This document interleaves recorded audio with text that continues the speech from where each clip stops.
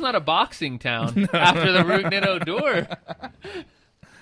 So, yes, and then, of course, he has a picture from Dallas to Toronto, go Rangers, never quit. Some guys right there are holding it up with his sign right there in Rogers Center. And finally, probably a stadium that nobody really wanted, on Marlins Park. Oh, another publicly funded fiasco. Now, did you know that's where the original Orange Bowl was? Interesting. Do you know what the Orange Bowl was? The Orange Bowl is in the football bowl game? Yes. And it was in Miami. It was in Miami. And it's where the University of Miami used to play. Right. And some of the Miami people believe, since they did away with the Orange Bowl and they built this stadium, that they never will win again. So it's like curse the curse of the Marlins. Yeah, so some people believe in that. So, but what is your feeling on the retractable roof here in Arlington? It's fine. Again, I think it's completely unnecessary to spend $1 billion to move across the street to build another stadium just so you can have a retractable roof to save you maybe 10 games a year. It seems like cost to value. It seems ridiculous. I think you're going to get more older people to come into the stadium because, and when I say older, I'm talking about even older than me. Because a lot of those people, they have like medical issues and they don't want to be out in that hot weather, and something will keep them from going. Now that you have the ability to put some air conditioning on them and cool them off for nine, which is usually 2.5, 3 hours, makes it a little bit more bearable. It may be more bearable, but it's not.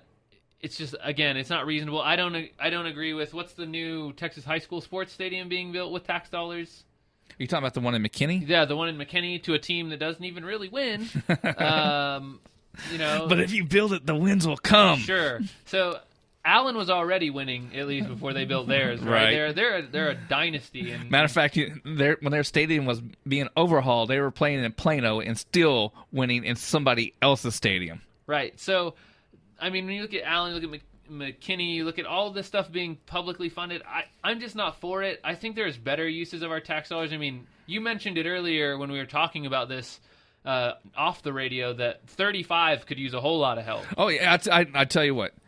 Interstate 35 east and west will still have construction going on by the time the stadium's built. And not to mention, instead of getting publicly funded roads, now they're selling those for toll roads, and we're having to pay to go up and down from Dallas to Fort Worth. So again, some of these roads are paid off, and we're still paying for them. This is where to me, this is where those tax dollars should go, or education, or healthcare, or a billion other things to be put for a private company's stadium. I understand there are uses, there are reasons. It can help the general public. It can bring in economic dollars. But you're telling me that $500 million is best spent giving to a private organization who makes enough money every year to afford what they're doing. Oh, yeah. So it's not like they can't. But like I said, they're kind of holding the city hostage. Well, we'll just go somewhere else. If you don't want to pay it, we'll find a different city. Now, last thing I'm going to talk about on this topic right here was at the very end, somebody asked the question of, what's the concession price going to be? And, of course, they said, oh, we're going to keep it fair.